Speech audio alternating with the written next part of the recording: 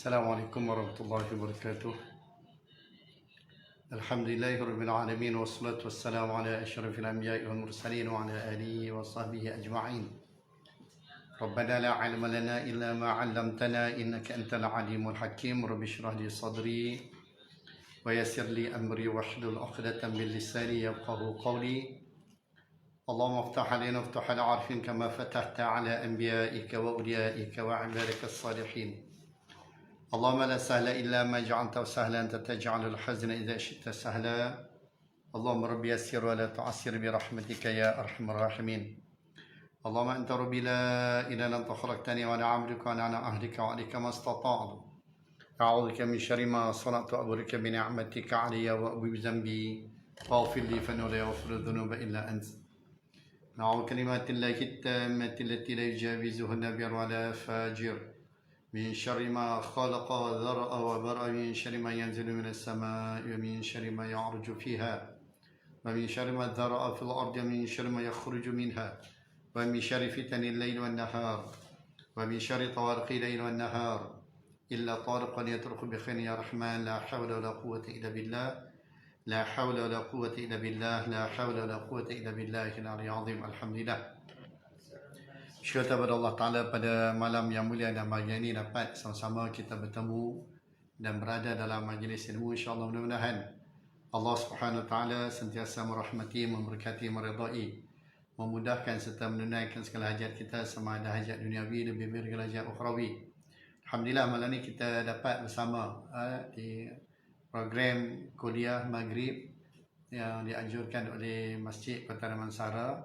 Ialah kita berkongsi berkaitan dengan ilmu akidah dengan menggunakan kitab yang dikarang oleh bekas Mufti Negeri Sabah, iaitu Akidah Ahli Sunnah wal Jamaah. Akidah Ahli Sunnah wal Jamaah.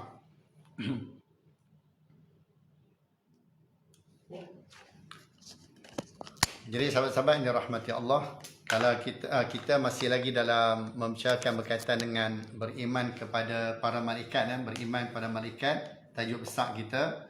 Dan insyaAllah malam ni kita akan ambil tajuk kecilnya, iaitu tugas para malaikat yang telah ditentukan dan yang telah ditetapkan oleh Allah Subhanahu Wa Taala. Kalau siapa yang ada kitab Jawi, muka surat 123. Siapa yang ada kitab Jawi, muka surat 123. Dan siapa yang ada kitab Rumi, saya tak pastilah muka surat berapa, sebab saya hanya ada kitab Jawi sahaja. Jadi data malaikat-malaikat itu ditugaskan oleh Allah dengan bermacam-macam tugasan yang telah ditentukan kepada mereka mengikut jawatan mereka masing-masing.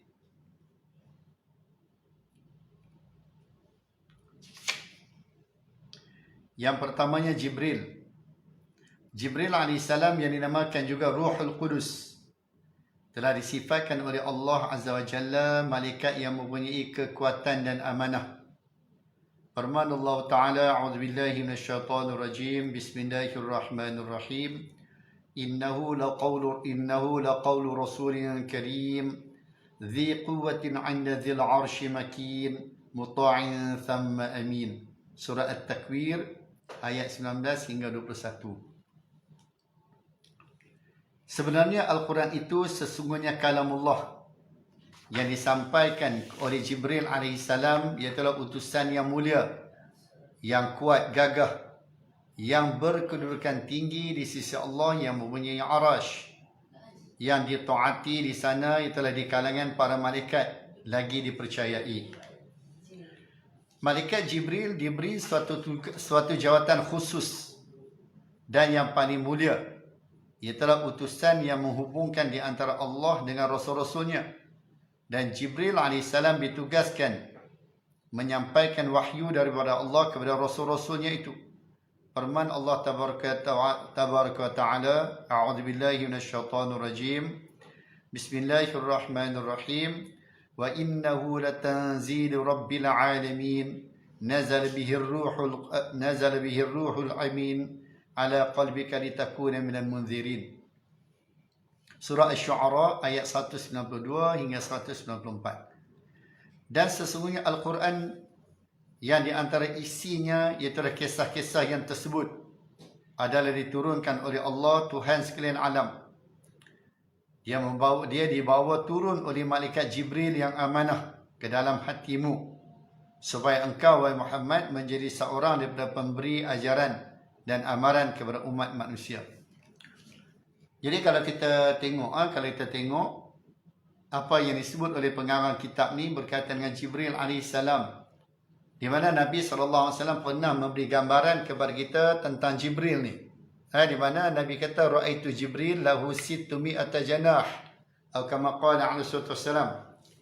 Jibril alaihissalam dilihat oleh Nabi SAW mempunyai sebanyak 600 sayap. 600 sayap. Nak cerita hebat. Hebat Jibril, kuat, ada sayap yang banyak. Dan di malam Isra' dan Mi'raj, Nabi kata, aku lihat Jibril kasyirakil bali. Wa fi riwayatin akhar kalhilsil bali. Atau kama qala alaihi wasallam. Di mana Nabi SAW tengok Jibril di malam Isra' dan Mi'raj. Ketika Nabi naik nak pergi ke Sidratul Muntaha, lalu Jibril kata, hanya sekadar ini saja tempat ataupun aku dapat menemani Muhammad. Aku tidak dapat melepasi lagi setelah garisan ini. Hanya kamu saja yang dapat naik lebih tinggi. Jadi Nabi SAW kata, aku lihat Jibril pada malam tersebut kasyirakil bali wa fi riwayatin akhar kalhilsil bali. Syirakil bali ialah seperti mana tali kasut yang basah. Tali kasut yang basah, dan dalam riwayat lain menyatakan seperti mana anak burung yang kesejukan. Jadi nak memberi gambaran kepada kita Jibril yang hebat, Jibril yang kuat, mempunyai sebanyak 600 janah, iaitu mempunyai sebanyak 600 sayap. Menjadi utusan Allah Subhanahu Wa Taala, perantaraan antara Allah dan Rasul-Rasul alaihi wassalam. Tapi bila berhadapan dengan kuasa Allah, bila berhadapan dengan perintah Allah Subhanahu Wa Taala, dia seolah-olah sangat gerun dan takut kepada Allah Subhanahu Wa Taala, sehingga gambaran yang diberikan oleh Nabi SAW seperti mana anak burung yang kesejukan, yang ketika anak burung itu dimasukkan ke dalam air, dibawa keluar, dan begitulah keadaannya anak burung itu. Jadi itulah gambaran Jibril. Cuba terbayang tengok. Jibril yang hebat, yang kuat, takut gerun pada Allah Subhanahu Wa Taala. Kita kembali balik kepada diri kita. Manusia yang lemah, tidak memiliki apa-apa. Allah Ta'ala sebut khuliqal insanu dha'ifa. Allah Ta'ala cipta manusia yang lemah. Antumul fuqara'u ila Allah, kata Allah, kamu tu lemah, miskin, tak memiliki apa-apa. Kita datang ke dunia ni dalam keadaan tak bawa apa-apa, tangan kosong. Kita nak balik bertemu Allah Subhanahu Wa Taala juga dalam keadaan tak bawa apa-apa, tangan kosong. Kita bayang tengok. Tetapi pasal apa manusia yang lemah, yang tidak memiliki apa-apa, berani menentang Allah Subhanahu Wa Taala, berani meninggalkan sembahyang, berani meninggalkan puasa, berani melanggar perintah yang telah ditetapkan oleh Allah Subhanahu Wa Taala. Sahabat-sahabat yang dirahmati Allah, mainlah sama-sama kita muhasabah diri kita. Kita muhasabah diri kita, kita tanya diri kita, siapa kita? Sehingga ulama Usuluddin mengatakan, man arafa nafsahu faqad arafa rabbah. Siapa-siapa yang kenal diri dia, bahawasanya dia tu lemah, tak memiliki apa-apa, fakir, miskin, dia akan balik bertemu Allah bersendirian seorang diri. In kullu man fis samawati wal ardi illa atir rahmani 'abda laqad ahsahum wa 'addahum 'adda wa kulluhum atihi yaumal qiyamati farda. Dalam surah Maryam, Allah Taala nyatakan kepada kita bahwasanya semua kita akan balik bertemu Allah sebagai seorang abdun, iaitu orang yang tidak memiliki apa-apa. Walaupun ketika di dunia kita ada pangkat, kita ada jawatan, kita ada duit, kita ada orang pengikut kita, kita ada segala-galanya. Tapi bila kita balik bertemu Allah Subhanahu Wa Taala, kita balik tidak bawa apa-apa, tak memiliki apa-apa, melainkan amal soleh yang telah kita lakukan ketika kita masih hidup di atas muka bumi dulu. Dan bila kita balik bertemu Allah, Allah akan tanya satu persatu, Allah Ta'ala akan hisab segala apa yang kita lakukan ketika kita berada di atas muka bumi dulu. Maka sebab itulah kita mesti kenal diri kita, maka barulah faqad arafa rabbah, baru dia akan kenal Tuhan dia yang maha hebat, Tuhan yang maha perkasa, Tuhan yang memiliki segala-galanya, Tuhan yang boleh buat segala-galanya, Tuhan yang boleh bagi segala-galanya. Allah Ta'ala yang memiliki segala sifat kamalan, Allah Ta'ala yang memiliki al-asma'ul husna. Barulah kita akan mengabdikan diri kepada Allah Subhanahu Wa Ta'ala. Kita akan sentiasa patuh tunduk dan taat kepada perintah Allah Subhanahu Wa Ta'ala. Nabi SAW yang dijamin syurga oleh Allah, Nabi yang dijamin syurga oleh Allah Subhanahu Wa Ta'ala. Nabi juga melaksanakan sembahyang, puasa. Nabi melaksanakan tugas dakwah, menyampaikan risalah Islam kepada pelosok dunia, mengikut apa yang telah diwahyukan oleh Allah Subhanahu Wa Ta'ala kepada Nabi kita Muhammad sallallahu alaihi wasallam. Sebab itulah kita sebagai umat Nabi Muhammad sallallahu alaihi wasallam, kita kena tanam keazaman bahwasanya kita adalah orang yang akan meneruskan dakwah yang telah ditinggalkan oleh Nabi kita Muhammad sallallahu alaihi wasallam kepada kita. Kita orang awam, kita berdakwah secara orang awam. Orang yang ada ilmu, dia berdakwah secara orang yang ada ilmu. Yang penting semua kena main peranan. Di mana saja kedudukan kita, apa jua jawatan kita, kita sebagai, kita contoh, kita sebagai komen contohnya, maka kita berdakwah melalui kerja yang kita buat. Kita sebagai cikgu, kita berdakwah melalui tugas yang kita buat. Kita sebagai driver lori, kita guna kedudukan jawatan ataupun kita tugas kita sebagai driver lori itu untuk kita menyampaikan risalah Islam. Tak semestinya orang kata tugas untuk menyampaikan risalah Islam mesti dia tu ustaz, mesti dia tu ustazah. Yang penting kita cerita, kita sampaikan apa yang mampu kita cerita, apa yang mampu kita sampaikan. Ini penting. Kenapa? Karena tugas berdakwah adalah tugas semua umat Nabi Muhammad sallallahu alaihi wasallam, seperti yang dinyatakan oleh Allah, kuntum khaira ummatin ukhrijat linnas ta'muruna bil ma'ruf wa tanhauna 'anil munkar wa tu'minuna billah. Kamu adalah sebaik-baik manusia yang Allah Taala utuskan, yang Allah Taala bangkitkan, di mana tugas kita ialah ta'muruna bil ma'ruf wa tanhauna 'anil munkar. Dan istilah yang lain ialah tugas kita berdakwah. Sekiranya kita nak jadi umat yang terbaik, umat yang ada kedudukan di sisi Allah Subhanahu Wa Taala. Jadi sahabat-sahabat yang dirahmati Allah, inilah benda yang perlu ada dalam diri kita, dan kita kena tanamkan benda ni dalam diri anak-anak kita, cucu-cucu kita, orang yang ada yang ada di keliling kita, dalam masyarakat kita, semua kita tahu apa peranan mereka. Tugas kita bukan hanya makan, minum, kerja, kahwin, beranak, tidur dan sebagainya, tapi tugas kita sebenarnya lebih jauh lagi, apa yang dituntut oleh Allah dan Rasul sallallahu alaihi wasallam. Jadi Jibril alaihissalam adalah merupakan malaikat yang Allah Subhanahu Wa Taala utuskan sebagai perantaraan, iaitu orang yang membawa wahyu daripada Allah Subhanahu Wa Taala dan disampaikan kepada para nabi dan rasul alaihi wasallam, termasuklah nabi kita Muhammad sallallahu alaihi wasallam. Jadi dalam ayat yang kedua yang kita ambil ini adalah merupakan Jibril alaihissalam diutuskan oleh Allah untuk membawa wahyu kepada Nabi kita Muhammad sallallahu alaihi wasallam, di mana ketika Nabi berada di Gua Hira, kalau kita baca sirah Nabi, sebenarnya Nabi ni daripada awal lagi suka dan rajin pergi ke masjid, suka dan rajin beribadah ketika baginda belum lagi dilantik menjadi Rasul. Nabi SAW sangat suka beribadah, sangat suka kita kata berada di masjid, iaitulah di Kaabah. Kalau kita baca kisah Zaid bin Harithah, ini salah satu kisah yang mungkin saya nak kongsi sedikit malam ni, iaitulah kisah Zaid bin Harithah, di mana dalam satu peristiwa keluarga Zaid bin Harithah dan rombongannya mereka keluar untuk pergi buat satu urusan. Tiba-tiba mereka diserang, di tengah jalan mereka diserang. Setelah mereka diserang, di zaman jahiliah dulu orang yang menyerang mereka rampas semua barang yang ada bersama dengan kafilah tu, dan kanak-kanak serta wanita sebahagiannya ditawan dan dijadikan sebagai hamba abdi. Dan di antara orang yang ditawan di dalam serangan tersebut ialah Zaid bin Harithah radhiyallahu anhu. Jadi Zaid bin Harithah dijual daripada kita kata satu pekan ke satu pekan, satu bandar ke satu bandar. Akhirnya Zaid bin Harithah dijual di Mekah, dijual di Mekah. Lalu Zaid bin Harithah ni dibeli oleh pakcik Siti Khadijah radhiyallahu anha.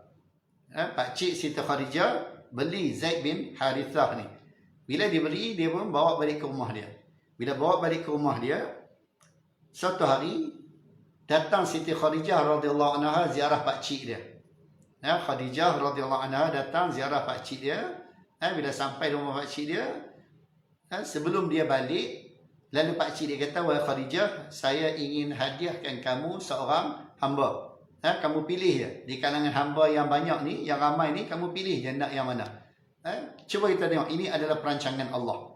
Ini adalah perancangan Allah. Allah susun, Allah Ta'ala atur. Kita kena ingat, bila Allah nak suatu kebaikan pada kita, Allah akan susun, Allah akan atur. Maka sebab tu bila Allah dah susun, Allah dah atur, jangan kita patah balik. Jangan kita undur ke belakang. Teruskan juga ikut apa yang disusun, apa yang diatur oleh Allah Subhanahu Wa Taala. Jadi Allah Subhanahu Wa Taala telah atur bahwasanya Zaid bin Harithah ini dijadikan sebagai hamba. Lalu Siti Khadijah radhiyallahu anha tengok, dia nampak Zaid bin Harithah ni adalah antara hamba yang menarik perhatian dia. Dia pun ambil Zaid bin Harithah bawa balik ke rumah dia sebelum datangnya Islam. Masa tu sebelum datangnya Islam.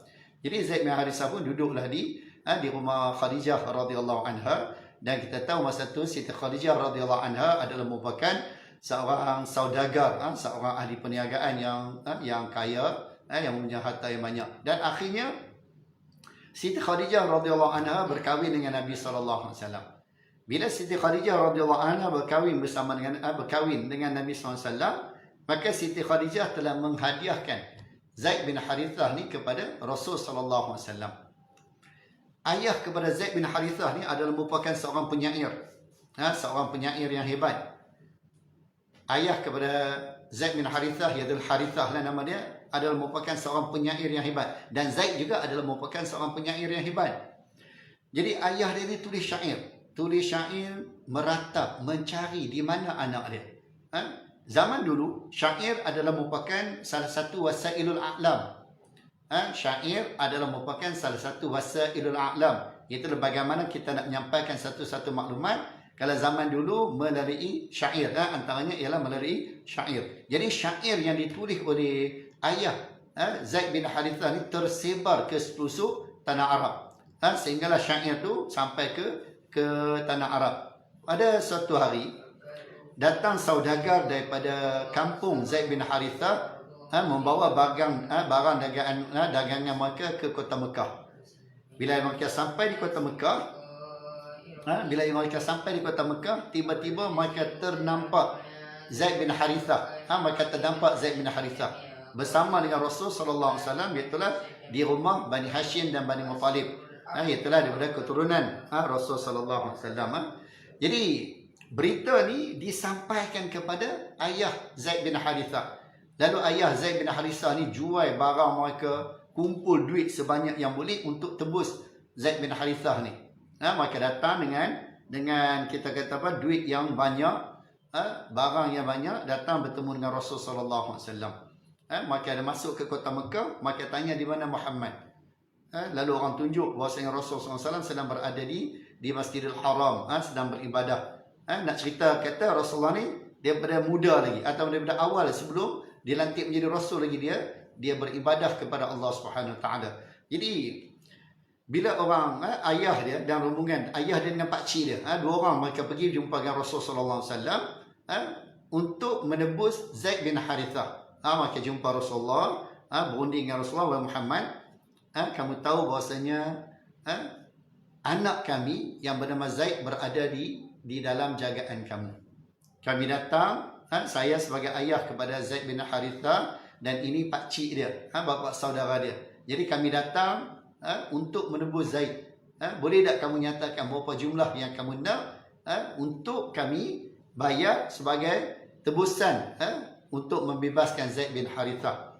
Lalu Nabi SAW memberi solusi yang lain, memberi cadangan yang lain. Rasulullah kata, apa kata? Kita panggil Zaid, duduk di depan kita, kita bincang. Minta dia pilih, nak hak mana?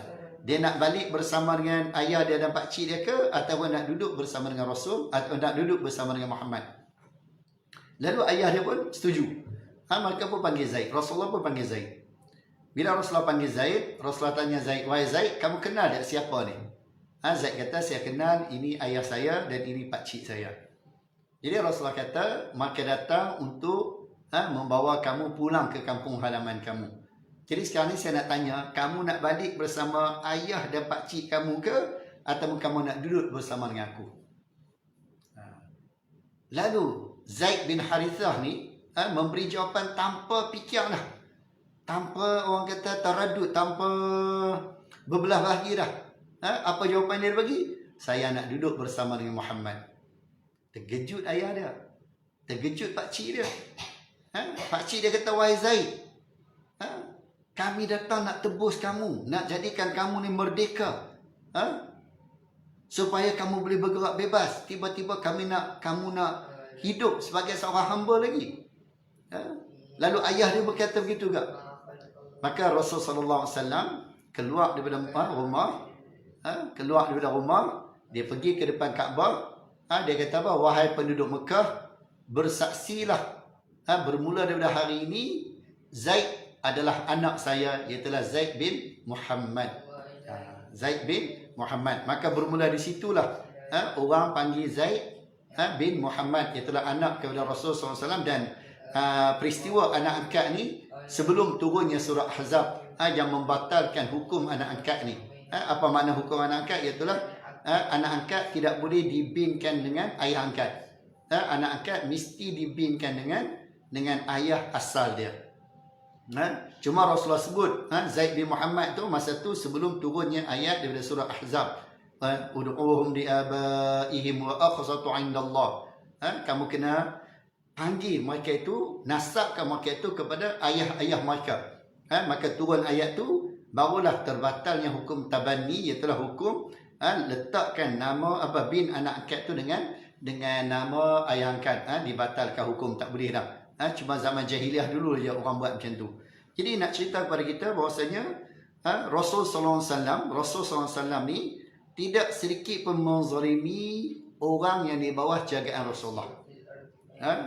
Walaupun Zaid bin Harithah sebagai seorang hamba, tapi layanan Rasul SAW kepada Zaid, Masya Allah, lebih hebat daripada keluarga Zaid melayani Zaid. Jadi nak cerita kepada kita bahawasanya Islam, agama yang diturunkan oleh Allah Subhanahu Wa Taala. Islam merupakan agama yang diredai oleh Allah Subhanahu Wa Taala, di mana Islam ni ambil berat semua orang. Sama ada dia tu orang merdeka ke, orang hamba sahaya ke, ataupun apa pun kedudukan dia adalah merupakan orang yang dimuliakan oleh Allah Subhanahu Wa Taala. Maka sebab itulah kita mungkin kita ada kuasa, maka jangan kita tengking, jangan kita hina orang yang di bawah jagaan kita. Walaupun mungkin dia orang biasa di pejabat kita, walaupun dia orang biasa di depan mata kita, tapi jangan sekali-kali kita menghina, jangan sekali-kali kita pandang remeh-temeh kepada orang yang di bawah jagaan kita. Kenapa? Kerana Islam ajak kita. Islam ajak kita supaya kita jaga semua. Sebab itulah dalam hadis Nabi SAW, dalam hadis Nabi SAW, Nabi sebut, bila khadam kamu, pembantu rumah kamu sediakan makanan, maka kamu semawalah dia, bagilah dia makan juga. Bukan dia makan sisa-sisa tuan rumah. Tapi inilah kadang-kadang berlaku kepada orang yang mungkin mereka tidak faham berkaitan dengan tanggungjawab dan kewajipan yang perlu dilaksanakan terhadap khadam ataupun hamba, ataupun kita kata pembantu rumah yang ada di rumah kita. Sebab itulah kita kena ingat, di sana ada adab-adab yang perlu kita jaga, yang perlu kita ikut, yang telah ditetapkan oleh Islam sendiri, yang telah ditetapkan oleh Allah dan Rasul sallallahu alaihi wasallam. Jadi itu di antara kita kata bukti yang menunjukkan bahawa Islam sangat-sangat meraihkan semua orang, apapun kedudukan mereka di sisi manusia, tapi di sisi Allah Subhanahu Wa Taala mereka adalah mulia dan mempunyai kedudukan yang tersendiri. Maka menjadi tanggungjawab kita untuk kita belajar benda ni. Bukan kata dia tu kita kata apa, orang bawahan aku, maka aku buat ikut suka aku. Tak.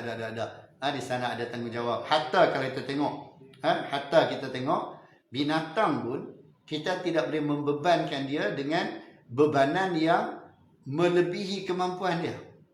Kita tidak boleh membebankan binatang tadi dengan bebanan yang melebihi kemampuan dia. Mungkin kita pernah dengar bagaimana seekor unta.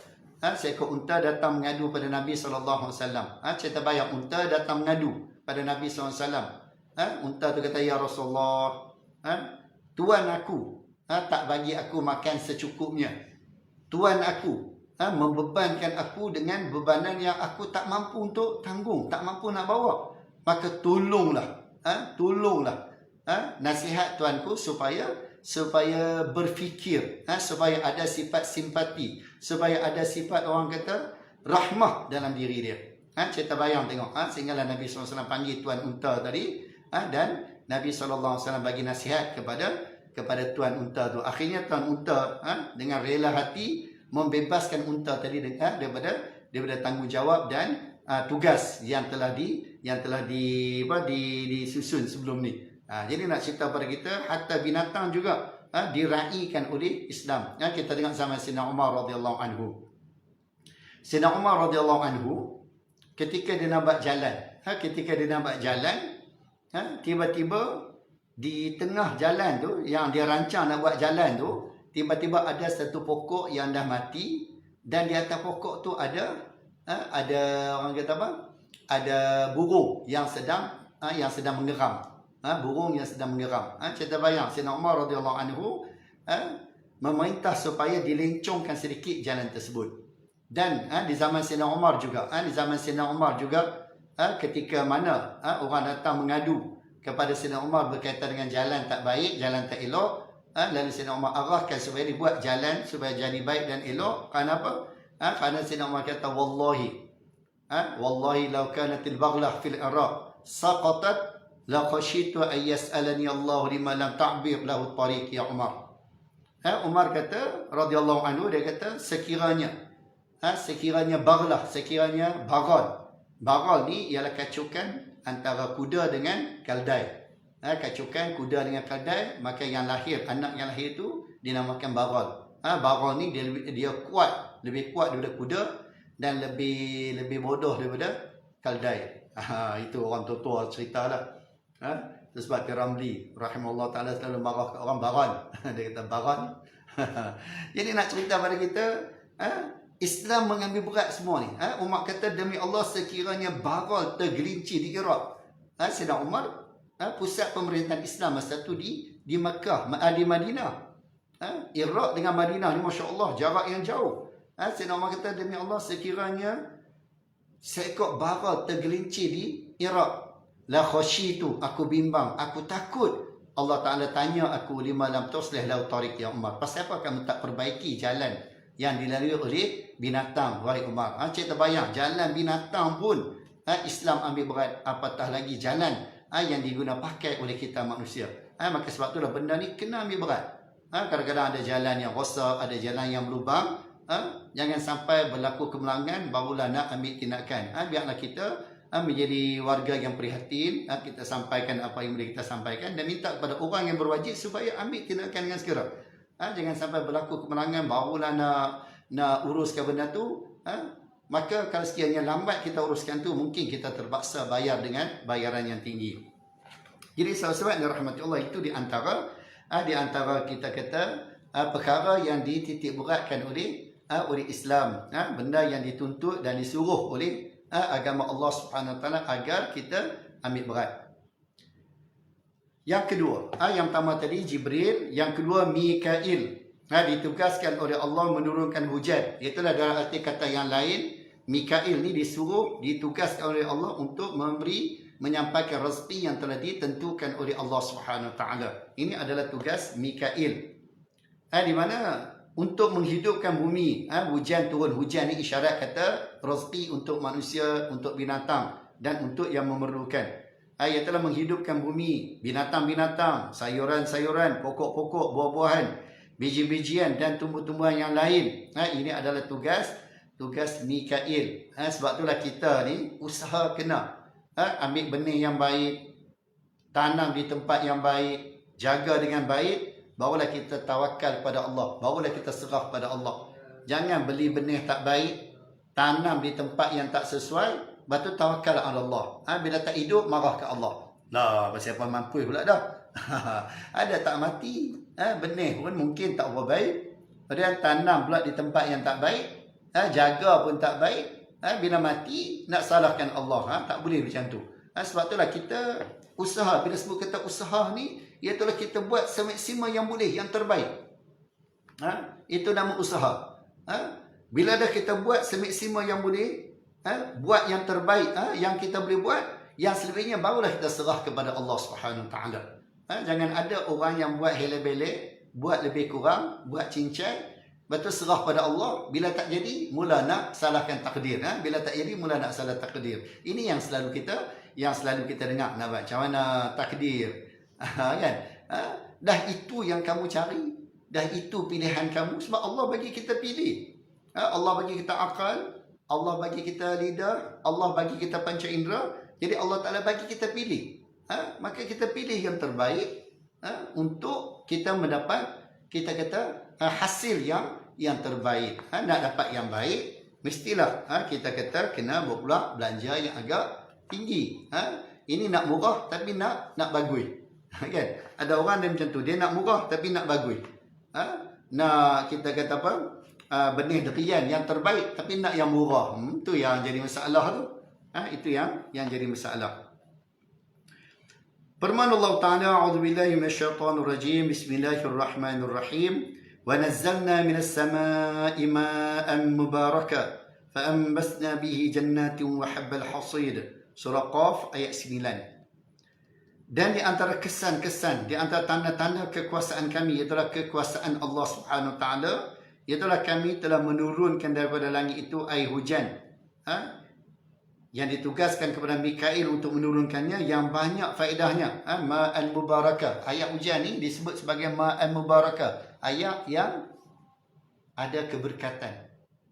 Ayat yang ada keberkatan. Sebab itulah sebagian ulama, ambil tadah ayat hujan, minum. Kalau orang tua dulu, kalau hujan malam Jumaat, nanti orang tua dululah. Hujan malam Jumaat, dia ambil tadah, buat yang terhati. Tu orang tua dulu kan. Pasal apa? Pasal nak cerita kata, hujan adalah berkat, malam Jumaat juga adalah malam yang berkat. Jadi dua keberkatan di situ. Ambil tafaul, ambil sempena baik. Ada dua keberkatan di situ, iaitulah berkat malam Jumaat dan berkat ayat yang turun. Yang disebut oleh Allah Ta'ala, ma'an mubarakah. Tambah kalau kita berada di tanah haram, di Mekah, Madinah. Kalau ada hujan turun, Mekah, Madinah adalah merupakan bumi yang penuh keberkatan.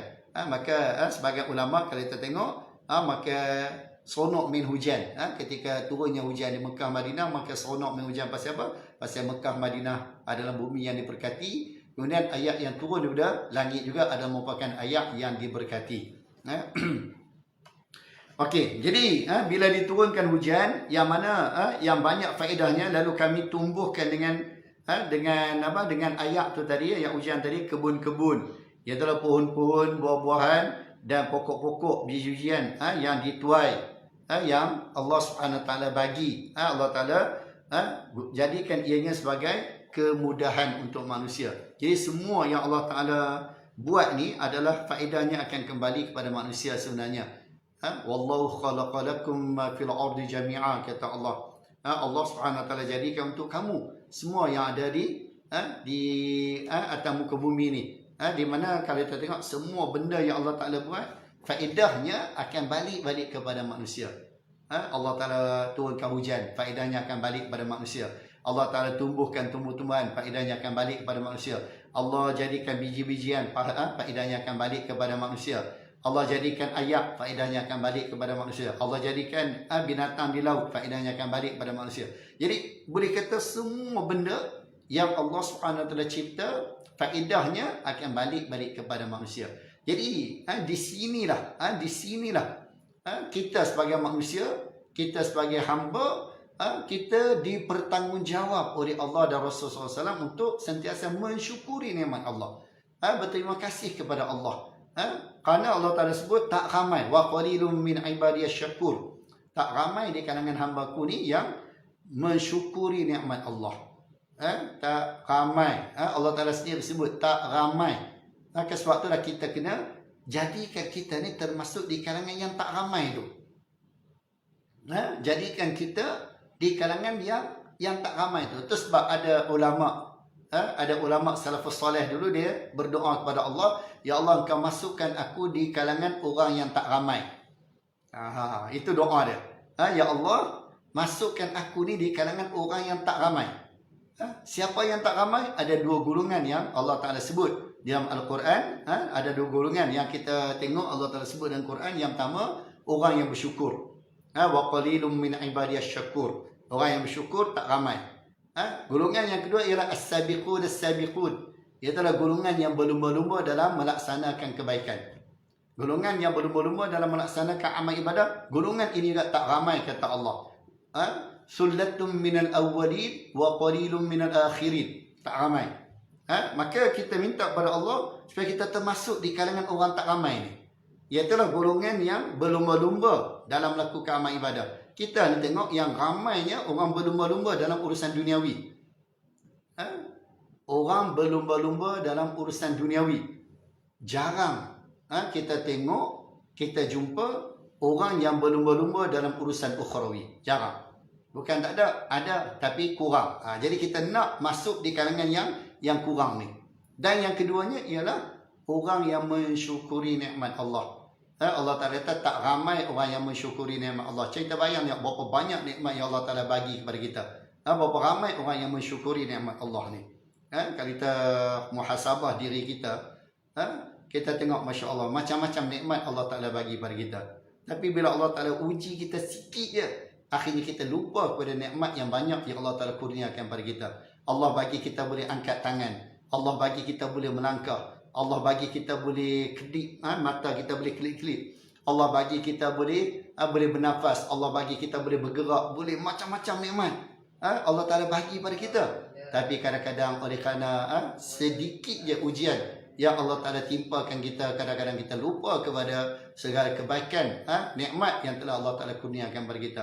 Sebab itulah ulama' dulu, salafus soleh dulu, mereka mensyukuri Allah apa jua keadaan pun. Alhamdulillah ala kulli hal wa fi kulli hal. Apa pun. Hatta kalau kita tengok apa yang disebut oleh ulama', hatta kalau mereka lapar pun dia bersyukur pada Allah. Alhamdulillah ya Allah, aku lapar. Pasal apa? Pasal apa? Mereka lapar, mereka syukur pada Allah. Kita ni selalu kenyang, kita syukur. Lapar, kita tak syukur. Bila ditanya pasal apa? Mengapa kamu bila lapar, kamu syukur? Bila kamu sakit, kamu syukur? Dia kata, orang tidak tahu nilaian kenyang, melainkan sekiranya dia lapar. Orang tidak akan menikmati makanan dalam keadaan dia kenyang. Orang yang betul-betul dapat nikmati makanan ialah ketika dia lapar. Orang tidak akan dapat menilai nikmat kesihatan sekiranya dia tak sakit. Maka sebab itulah bila mereka ditimpa sakit, maka syukur. Bila mereka lapar, maka syukur. Bila mereka sedih, maka syukur. Kenapa? Kerana semua benda ni adalah kebaikan, benda yang boleh mendatangkan kebaikan, nikmat serta ganjaran dan pahala daripada Allah Subhanahu Wa Taala kepada mereka. Jadi Allah Subhanahu Wa Taala sebut, Allah Subhanahu Wa Taala sebut di sini berkaitan dengan tugas Mikail. Iaitulah tugas dia menyampaikan rezeki kepada makhluk yang telah ditetapkan oleh Allah Subhanahu Wa Taala. Imam Ghazali rahimahullah taala membahagikan rezeki kepada 4 bahagian. Imam Ghazali rahimahullah taala membahagikan rezeki kepada 4 bahagian. Yang pertamanya dia kata rezeki mamluk. Rezeki mamluk. Yang keduanya rezeki madmun. Yang ketiganya rezeki maksum. Yang keempatnya rezeki maw'ud. Ada 4 jenis rezeki yang disebut oleh Imam Ghazali rahimahullah taala, kita kongsi sebagai penutup kuliah kita malam ni. Yang pertamanya ialah rezeki mamluk. Rezeki mamluk ni milik kita, tapi tak tahu nak masuk mulut siapa. Milik kita, tapi tak tahu nak masuk mulut siapa. Beras hak kita, gula hak kita, tapi nak masuk mulut siapa, wallahu alam, tak tahu lagi. Mungkin kita beli beras, tiba-tiba datang tetamu rumah kita. Jadi beras tu adalah hak tetamu kita. Memang milik kita, tapi akan masuk mulut orang lain. Itu rezeki yang pertama. Dan rezeki ni antara yang paling banyak kita miliki. Rezeki mamluk ni antara yang banyak. Kita ada duit, kita ada beras, kita ada gula, kita ada kopi, kita ada teh, kita ada segala-galanya. Jenis makanan, minuman apa semua ni.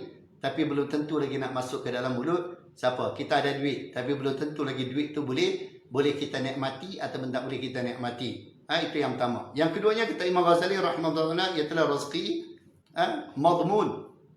Iaitu rezeki yang telah ditetapkan, yang telah dijamin oleh Allah. Rezeki yang telah dijamin oleh Allah. Allah Subhanahu wa taala sebut, Allah Subhanahu wa taala sebut, wa ma min dabbatin fil ardi illa 'ala Allahi rizquha. Tidak ada yang melata di atas muka bumi ni, kata Allah, melainkan semuanya telah dijamin rezeki oleh Allah. Jangan kita bimbang, jangan kita risau, jangan kita takut. Kita lahir ke dunia ni, Allah dah jamin dah rezeki untuk kita. Ini adalah jaminan. Madmun ni ada jaminan daripada Allah Subhanahu Wa Taala untuk hamba dia, untuk makhluk. Hatta kita kata orang tua kata apa? Ulat dalam batu pun ada rezeki dia. Ulat dalam batu pun ada rezeki. Sebab cerita bab rezeki ni memang banyak disebut dalam kitab-kitab tasawuf. Contoh-contoh yang banyak disebut oleh pengarang-pengarang kitab tasawuf. Kita boleh rujuk kisah-kisah yang disebut oleh mereka, bagaimana rezeki boleh datang ke tempat mereka. Itu yang kedua. Ialah rezeki madmun. Ialah rezeki yang telah dijamin oleh Allah Ta'ala. Yang ketiganya rezeki maksum. Rezeki maksum ni ialah yang Allah Ta'ala bahagi-bahagi dah. Kamu banyak mana, kau ni banyak mana. Maka sebab itulah jangan kita dengki, jangan kita iri hati. Sebab benda tu Allah dah bahagi-bagi. Maka sebab itulah kita kena syukur.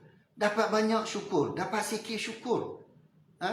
Tak dapat apa yang kita target, sabar, syukur.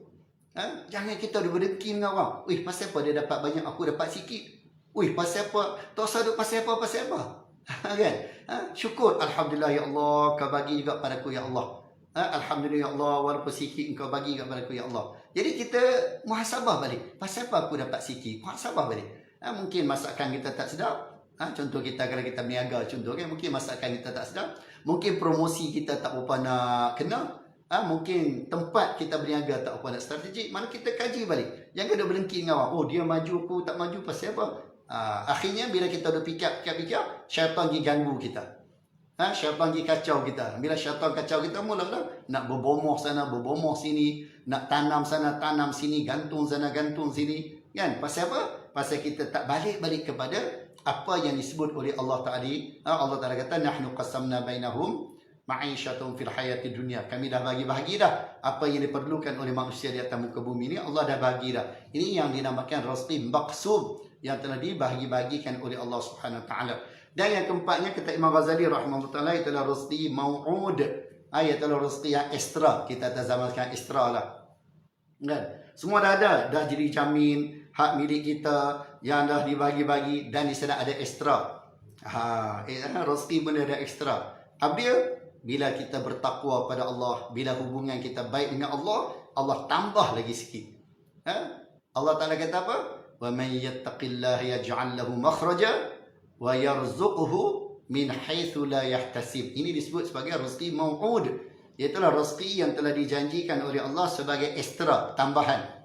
Sebagai tambahan. Kadang-kadang kita tak sangka-sangka, tiba-tiba datang rezeki kepada kita. Kerana apa? Kerana kita bertakwa pada Allah, kerana baik hubungan kita dengan Allah, kerana mungkin ada ibadah yang kita buat yang dipandang oleh Allah Subhanahu Wa Taala. Jadi sahabat-sahabat yang dirahmati Allah, salah satulah benda yang boleh kita kongsi pada malam ni berkaitan dengan beriman pada malaikat, berkaitan dengan tugas-tugas para malaikat yang kita dah ambil. Yang pertama tadi Jibril alaihissalam, tugas dia ialah menyampaikan wahyu, dan dia adalah merupakan perantaraan antara Allah dan para Nabi dan Rasul alaihi wassalam. Dan kita ambil juga tugas malaikat yang kedua, iaitu Mikail. ditugaskan oleh Allah untuk membahagi-bahagikan, menyampaikan rezeki kepada makhluk yang diperintah oleh Allah. Makhluk sama ada manusia ke, jin ke, binatang ke, semuanya ditugaskan kepada Mikail untuk menyampaikan semua yang telah ditetapkan oleh Allah Subhanahu Wa Taala.